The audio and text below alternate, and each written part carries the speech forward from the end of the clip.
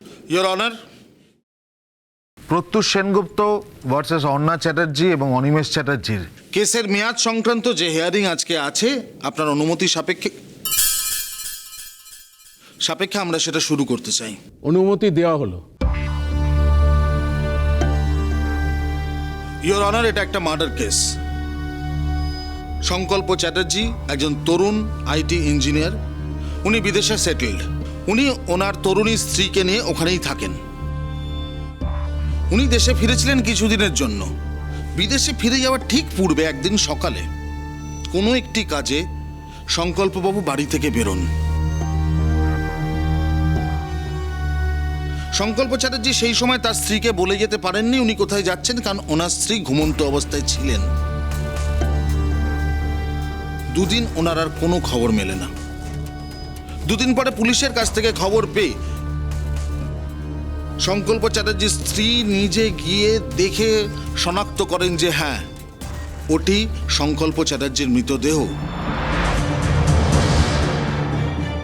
যে বডিটা বা যে মৃতদেহটা ঢাকুরিয়া রেল লাইনে পাওয়া গিয়েছিল।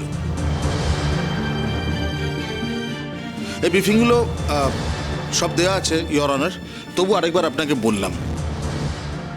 ইয়োর অনার, এর মধ্যে একটা ত্রিকোণ প্রেমের গল্প আছে।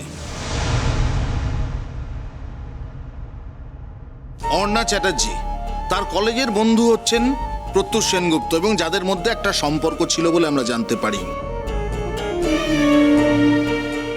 অনিমেষ চ্যাটার্জি যখন মেয়ে অর্ণা চ্যাটার্জির বিয়ে ঠিক করে ফেলে, এরম একটা দিনে এই প্রত্যুষ সেনগুপ্ত তার মাকে নিয়ে পৌঁছন অর্ণাদের বাড়িতে বিয়ের প্রস্তাব নিয়ে,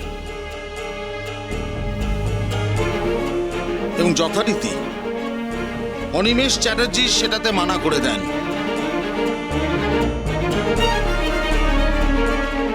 কারণটাও খুব স্বাভাবিক, কারণ অর্ণা চ্যাটার্জির বা চ্যাটার্জি পরিবারের একটা সম্ভ্রান্ত পরিবার, এটা প্রতিষ্ঠিত পরিবার, কিন্তু প্রত্যুষ সেনগুপ্ত সেই অর্থে কিছুই করে না। উনি একটা ভ্যাগাবন্ড। উনি এখানে ওখানে টুকটাক গান বাজনা করে বেড়ান। ওনার কোনো ভবিষ্যৎ নেই, ওনার কোনো রোজগার নেই। এই অবস্থায় যে কোনো বাবা যেটা করে থাকবেন সেটাই করেছিলেন অনিমেষ চ্যাটার্জি সেদিন। কিন্তু হয়তো সেই রাগটা কোথাও কোথাও থেকে গেছিল তার মনে, কারণ আমরা জানতে পারি যে পুলিশ প্রহরায় বিয়ে দিতে হয়েছিল অর্ণা চ্যাটার্জির।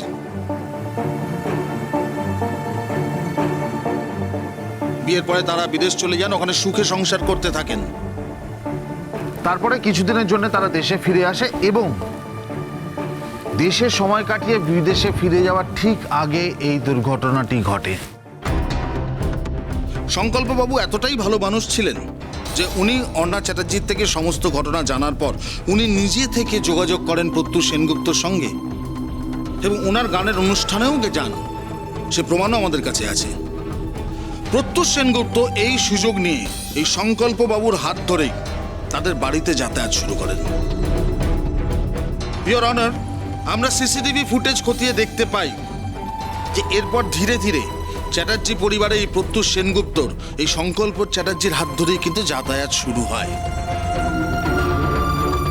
এবং এই যাতায়াত কিন্তু একবার বা দুবার না, বেশ অনেকবার হয়েছে। সংকল্পবাবুর মৃত্যুর পর অর্ণা চ্যাটার্জির বাবা এবং মা তারা পুলিশের কাছে রিপোর্ট করেন, এবং তারা খুনি হিসেবে সন্দেহ করেন এই প্রত্যুষ সেনগুপ্তকে। তার দুটো কারণ আছে।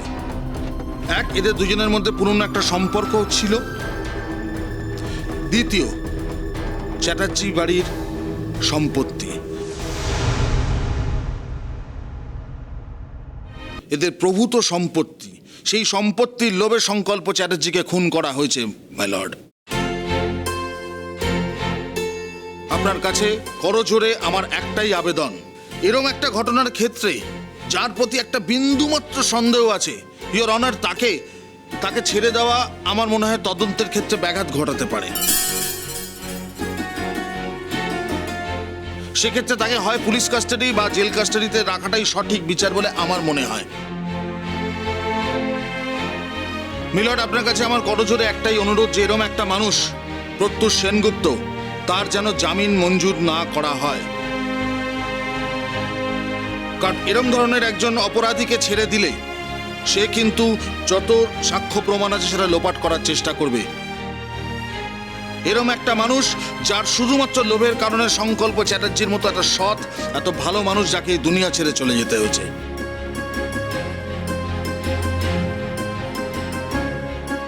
আমি আমার সংক্ষিপ্ত বক্তব্য এখানেই শেষ করলাম।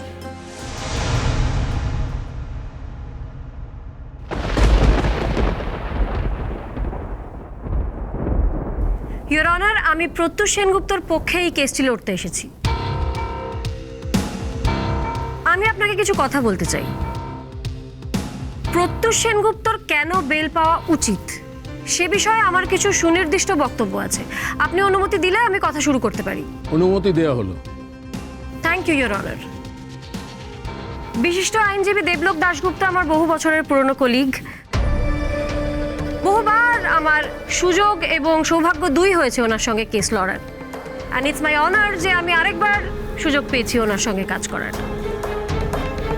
বিচার ব্যবস্থার প্রতি সম্পূর্ণ আস্থা রেখে এবার আমি কয়েকটি কথা বলতে চাই।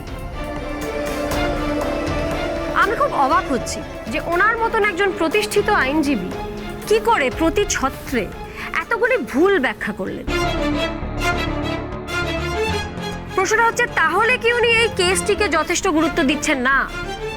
কারণ যদি উনি গুরুত্ব দিতেন তাহলে উনি যে কথাগুলি এতক্ষণ বললেন সেগুলো উনি বলতেন না। স্যার, আমরা সংকল্প চ্যাটার্জির খুনের ব্যাপারে একজনকে সন্দেহ করছি মাত্র। তার খুনের ব্যাপারে কোনো প্রমাণ কিন্তু আমরা এখনো পাইনি। প্রমাণ পাওয়ার জন্যই তিনি এই কোর্টে আজকে এসে হাজির হয়েছেন এবং প্রমাণ পাওয়ার জন্যই আমরা প্রত্যেকে এই বিচার সভায় আজকে এসে হাজির হয়েছি। কাজী আমার ক্লায়েন্ট যে খুনি সেটি কিন্তু এখনো প্রমাণ হয়নি। এবং ঠিক সেই কারণেই মিস্টার দাশগুপ্ত যে এতগুলো কথা এতক্ষণ বলে গেলেন সেগুলি প্রত্যেকটাই তার মানে উনি যাদের পক্ষে কেসটি লড়ছেন তাদের পক্ষের হয়ে কথাগুলি বলে গেলেন, অর্থাৎ নিরপেক্ষতাকে উনি কোনো গুরুত্বই দিলেন না। এবার আপনি জানতে চাইতে পারেন যে আমার কেন মনে হচ্ছে যে উনি নিরপেক্ষ হতে পারছেন না। আমি আপনাকে তাহলে একটি একটি করে বলি স্যার। পয়েন্ট নাম্বার 1, উনি বললেন যে প্রত্যুষের সঙ্গে অর্ণা চ্যাটার্জির কলেজ লাইফে একটি সম্পর্ক ছিল। মানছি, এ খবর আমার কাছেও আছে যে প্রত্যুষের সঙ্গে অর্ণা চ্যাটার্জির কলেজ লাইফে বন্ধুত্ব ছিল এবং দুজনের সম্মতিতেই দুজনের মধ্যে একটি ভালোবাসার সম্পর্ক হয়। বেশ ভালো কথা, কিন্তু ওই সময়কার কথা বলতে গিয়ে উনি আমার ক্লায়েন্টকে ভ্যাগাবন্ড তকমাটি দিয়ে দিলেন। আমি জানতে চাই ভ্যাগাবন্ড কথার সংজ্ঞা কি। আমার এটিতে ঘোর আপত্তি আছে। তার কারণ হচ্ছে যে ইতিমধ্যেই প্রত্যুষ সেনগুপ্ত যথেষ্ট নাম ডাক হয়েছে একজন গায়ক হিসেবে। আপনিও হয়তো ইনফ্যাক্ট কখনো শুনেছেন ওনার গান। আর যদি আপনি নাও শুনে থাকেন, এই কক্ষে যতজন উপস্থিত আছেন আমার ধারণা প্রত্যেকেই এটা স্বীকার করবেন যে প্রত্যুষ সেনগুপ্ত একজন বাডিং সিঙ্গার।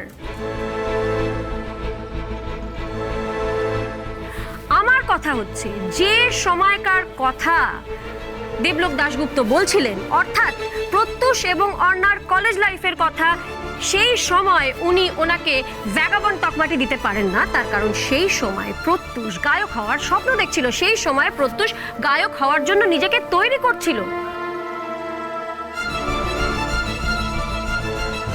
কাজে সেই সময় প্রত্যুষকে ভ্যাগাবন্ড বলাতে আমার ঘোর আপত্তি আছে।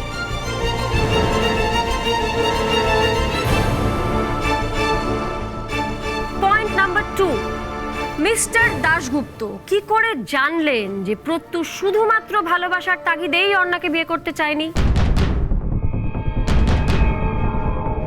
উনি কি করে নিশ্চিতভাবে এই কথা বলছেন যে প্রত্যুষ শুধুমাত্র অর্ণার বাবার সম্পত্তির লোভেই অর্ণাকে বিয়ে করতে চেয়েছিল? এরকম কোনো তথ্য অন্তত আমার কাছে নেই।